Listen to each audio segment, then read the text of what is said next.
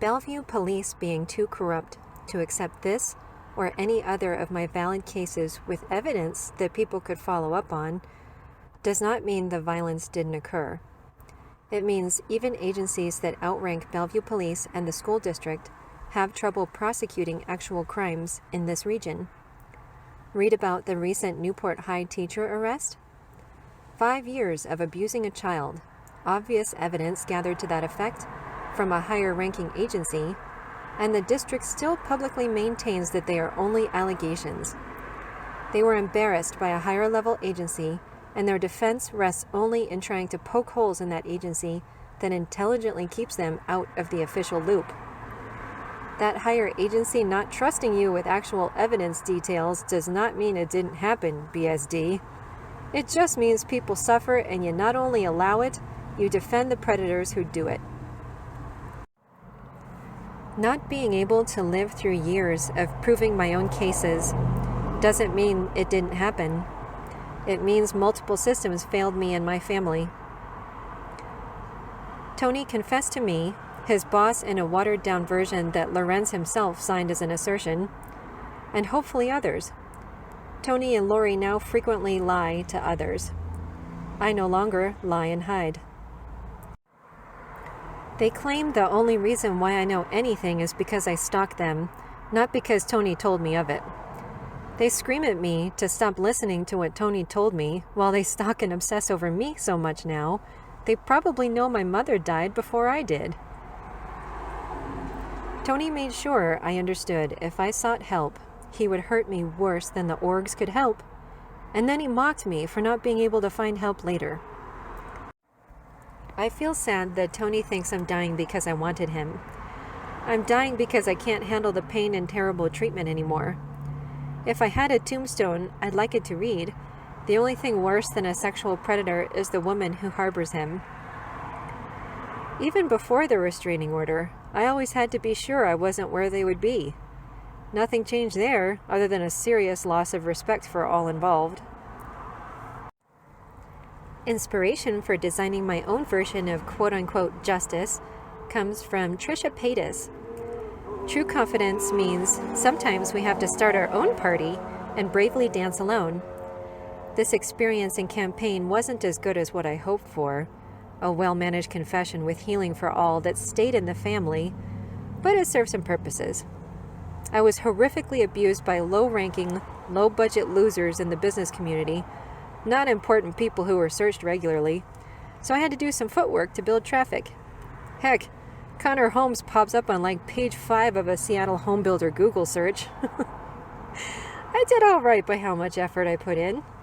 No one really cares about any of us, which is kind of funny.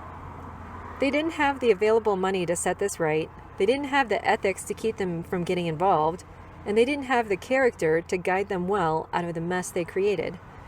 As far as art projects go, this one is ugly. I contacted them. They were silent, knowing this was true, allowing me to suffer in extreme pain specifically because it's true. They only moved when they felt they had enough to do the cheap version of forcing me around. They filed for a restraining order even though I'm not in the area, and the quote-unquote scary things they referenced had been up for weeks with no action taken. Tony abused me by force, and Lori does the same. Like husband, like wife, I guess. They strip me of my Second Amendment right, and still seek to tie up my First Amendment right through lower courts willing to help them hide these terrible secrets. How on earth does someone abuse someone to the point of severe mental illness, then say the mental illness is what makes their testimony invalid? That is unspeakably heinous and evil. Does false witness mean anything anymore? There have been moments in my journey that I thought of killing at least Tony. If this is all true, I certainly have motive, right? If he was dead now, at least I could know he wouldn't do this to someone else, right? Pondering it, I sure could have at many points. The restraining order didn't stop me in the slightest. I'm already close to death. The restraining order did nothing to stop me. It would have been quite easy to load up enough explosives and take care of this myself in the absence of functional systems. Tony gone. What stopped me? Jesus said to leave vengeance for God. You want to know where I am at the moment of actual judgment reaching Tony and that monstrous family? Asking God to forgive them. The only reason why I'm so wound up now is because no one is holding them accountable on earth, and they will hurt more people. The moment any form of actual judgment reaches Tony, and I'm praying for him. I repented from what we did together, declined Tony's request for more sex on March 22nd, and confessed very publicly despite enduring even more incredible pain. It's as simple and valuable as that. Let's look at Tony's death plan. I made one for myself that I really, really like. One that makes me very happy, honors my sons and myself, and I loved the whole journey I took to get here. There's gonna be a bunch of glitter, you guys. It's gonna be so awesome. And my only regret is not getting a bunch of strippers for it. Thanks, Corona. I will hopefully get to go as Jesus did. And it's a wonderful gift and opportunity. Tony's death plan? After even more months of screwing around kissing Lori's butt because she controls the purse strings, aka his healthcare options, Tony might realize that none of the butt kissing will ever be enough, and he will watch his family turn their backs on him when he's too weak to speak out about it like I am now. Lori will make damn sure not to spend one more dime than what is absolutely necessary to keep up the facade of being a good wife. Tony will likely fade into nothing as the pain medicine kicks in for the last time. It doesn't get much more impotent than that, folks. Another option that becomes less likely as Tony's last kidney flickers along, the judge still supporting Tony's Second Amendment right despite my request that we all be screened for purchase history, means that Tony may still have a gun handy as an out. Remember how I didn't want Tony dying that way in 2018? God leaving that as an option for him means Tony may still choose it. A terrifying, sad, and violent way to go that I didn't want for Tony. One that I would still try to stop him from, but one God keeps open for him as one he deserves. That reality, knowing it still may happen, and watching myself drop to my knees asking God to spare him that pain, kept me from driving up to see him with a Smurf full of explosives. The family drives people insane, but when it comes down to it, that's where the call was made in my heart. I had all the power, freedom, and choice to kill Tony for what he did to me, but leaving it to God actually makes it much worse for him in the end. I would have had enough explosives on board to kill us both quickly. A gun to the face has more variables that could result in partial success. The family will go into overdrive to prove me wrong, so to speak. They'll hold things up like trophies, gloating about how they have it and I didn't get it, etc. They'll go on trips, eat, drink, and be comfortable, claiming that means God loves them and not me. Like it's a game or a competition. I'm glad I'm hopefully dead right now because what a waste. They can't help themselves either. It makes me a type of God they idolize, one with power and significance Tony still probably resents and wants for himself, without doing the work involved. He gets them nice things and expects their love, but all they can think of is me. How they one-up me yet again, right, ladies? They aren't thinking about him in those moments. To them, he's just a tiny irritation who gives mom the money. Pretty sure Tony still high-fives the guys on beer nights who refuse to support Lori's pink sky theory that this didn't happen. Interesting how Lori now lies about this in public more than Tony did for a decade. What weird, creepy labyrinth still lurks among them, all defined by how much they believe the truth. It should make for fun power plays through the upcoming years. Lori's parents are responsible for this mess as well. The old monster mother is still alive and definitely one to watch out for, like a creepy crypt keeper puppet master. Tony used to literally run out of the room when his personal performance faltered through the years. God, that was so irritating on top of being sexually let down. If he was afraid of me seeing his physical impotence as his competent sexual partner, it was nothing compared to this impotence that he displays now. The only way I could F him was because he lied to me and scared me, not because I respected him as a man. Is this document a bit of a circus? Isn't that all court is now? The petitioners filed a restraining order request to keep a woman who has been out of the state away from them, hoping it would scare her into taking down her work that exposes them. The court didn't bother to do anything to help the actual victim in the case. In fact, the judge creepily asked if I could participate in a Zoom screen meeting instead of a phone call next time. A seriously tone-deaf request of a severe sexual trauma sufferer. Refuse to help her, ignore most of her side, but request that she get all dolled up for a Zoom meeting hearing. A peanut gallery of little boners for me, and no man around to help.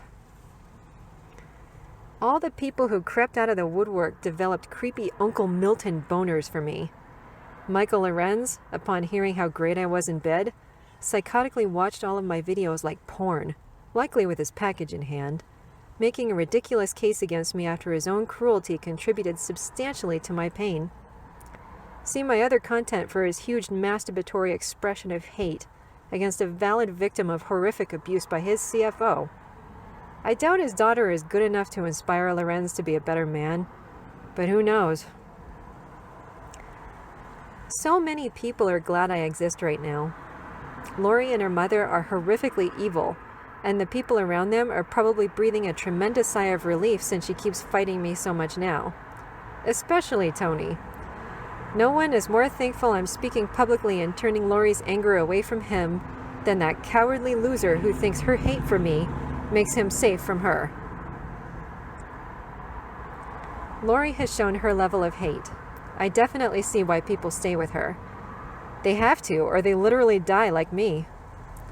This little blonde has way more balls than Tony, but I am dying because of it all. I believe it's a fight for what's right, and I've been protected from the worst fallout. And the random coffee-fueled child of an attorney who also jumped on the abuse bandwagon? Logis or something?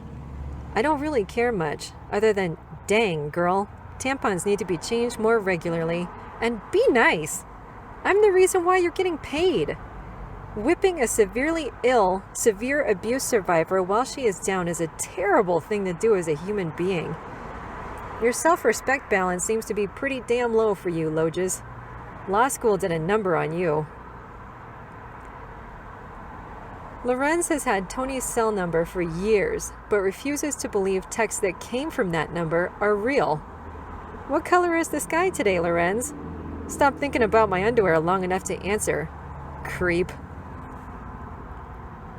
It is creepy to see this bunch of nasty and diseased boners for me and Michael Lorenz, Lori, Logis, and whoever else. They all want an ongoing relationship, too. They want me to prove my mental ability over months as a defense to say what happened to me didn't happen. They want years of court drama and, above all, control. The answer is a very hard no. This artwork goes up now. You'll struggle to get it taken down while screaming the sky is pink, and it will be called later when you cowardly die in a hospital admin slip. For the many who viewed these videos then did nothing positive, failures to do anything on your part illustrates your community is very primed for a deadly attack, both because you do horrible things to others and because you ignore warnings.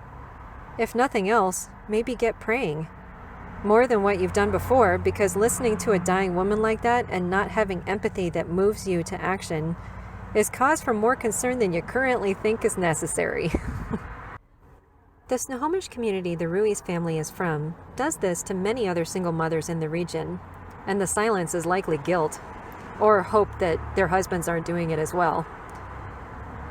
Most other single mothers have better access to drugs and overdose before they could speak like this. Tony picked his slave with interesting metrics that other men in your community avoid. There was no help available, and this is also apparent in how Tony abused me to help himself. I simply choose not to be like Lori, lie, and burden somebody else with a good heart like Tony did to me. Where are the guns? They're still with the dangerous guys. Pretty sure Creepy Tony has one to boost his failing sense of masculinity at the very least. Crushing me will only make him feel more manly for a limited time.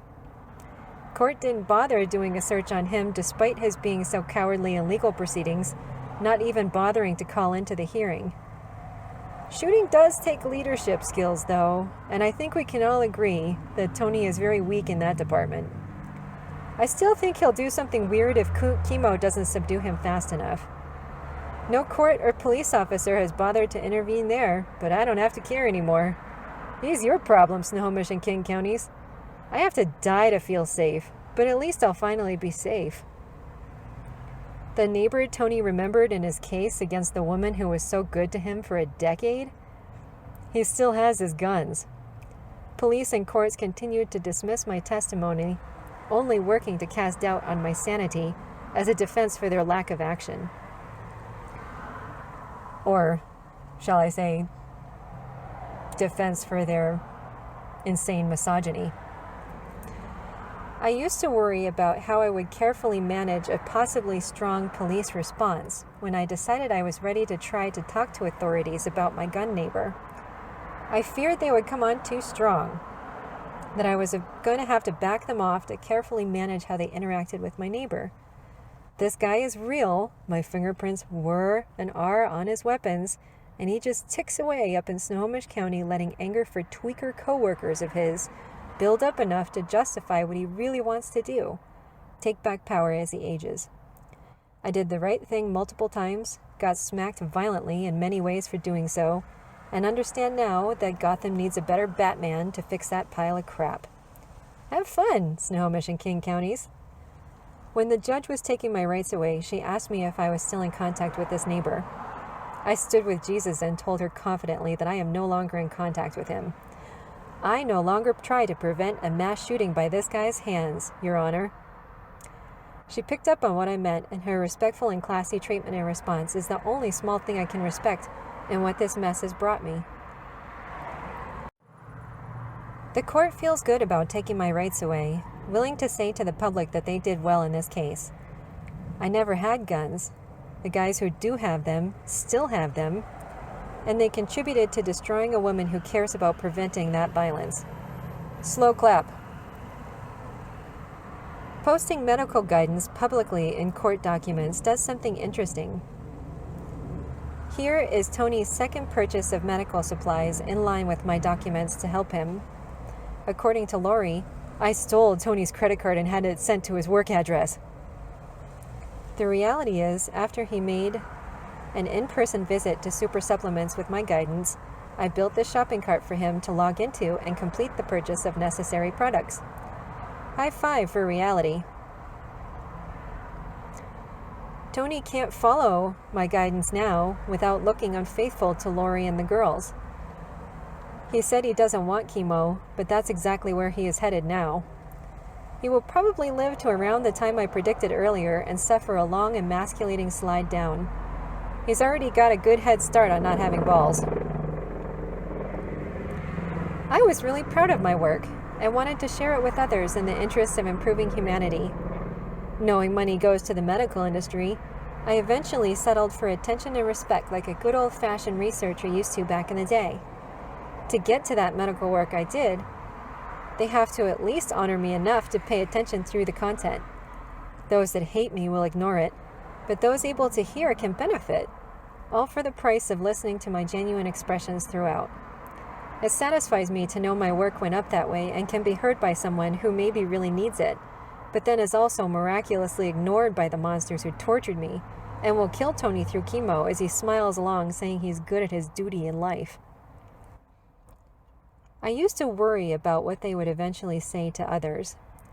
Long after I'm dead, would they lie to others and say they did a bunch of stuff for me and my family? The restraining order takes care of that. In Lori's rush to use the cheapest method possible to hurt me legally, she slammed the door shut on peaceful resolution that would have kept this out of public view. Thanks, Lori. You are forever hateful, and you have no way of saying otherwise because you made any form of reasonable contact illegal. Ties up quite nicely in my view. I simply no longer have anything left to endure more crap from the Ruiz family. So a closed door works better for this case. I gave them a chance and it didn't work out. It was a horrible mess, but enough now for me to be at peace in death. Jesus said not to take revenge, to leave room for God's wrath because it is His to avenge and He will repay. I loved watching myself transform into an amazing, faithful woman for Tony, and I'm happy to fully serve Jesus as most worthy now that Tony disqualified himself as being worth this care. Have fun spending the rest of your lives on earth trying to prove that truth wrong, mocking me as you enjoy little gains here and there. We'll be waiting for you later, and I'm pretty sure you know it.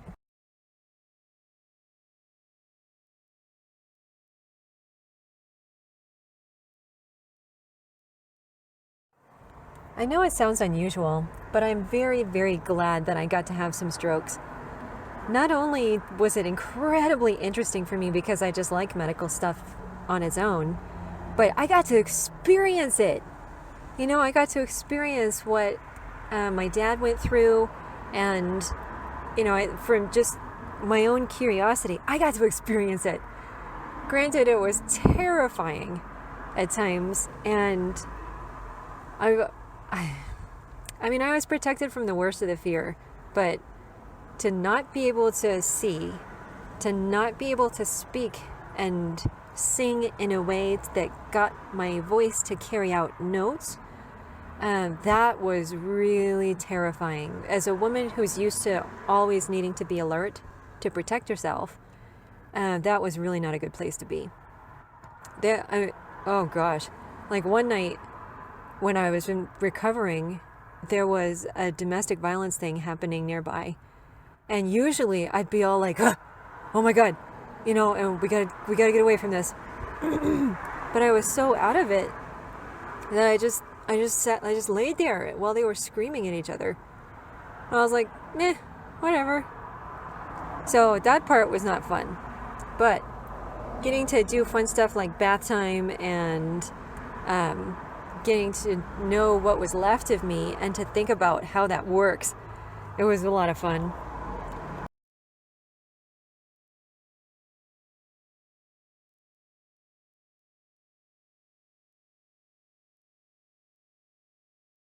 This rascally stuff here didn't do anything. I had it, I wasn't drinking it, so I figured why not? I read too many scary things though, so I drained it really quick even after I didn't feel anything. Good times.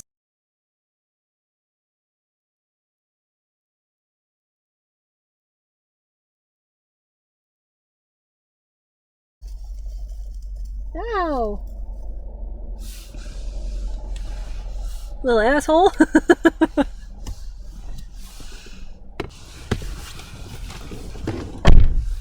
Okay, what the fuck is out there?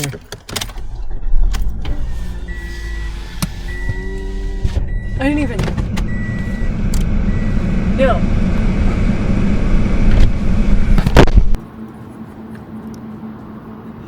I can't believe I'm trying to do this in public. Hello, friends.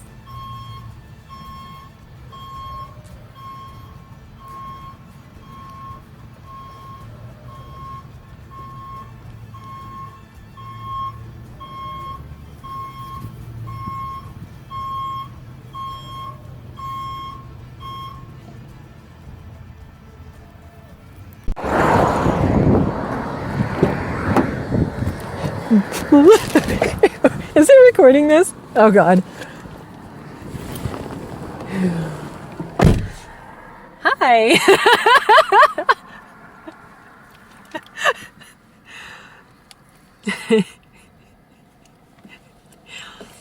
Hi.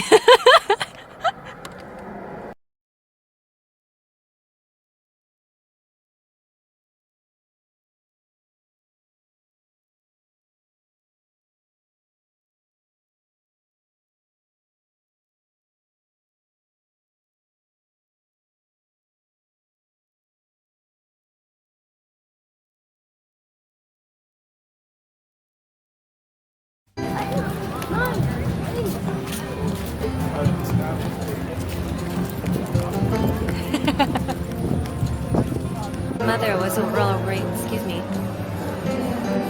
My mother was a well-raised Protestant from Rhode Island. And for some reason I can't say that with a straight face. My mother. Says no parking anytime, but like cars are all over it. I don't understand. What's that parking lot? Well, poopy. Where are we gonna park, you guys? Got a revolution behind my eyes. We got to get up and organize. You want a revolution behind your eyes? We got to get up and organize.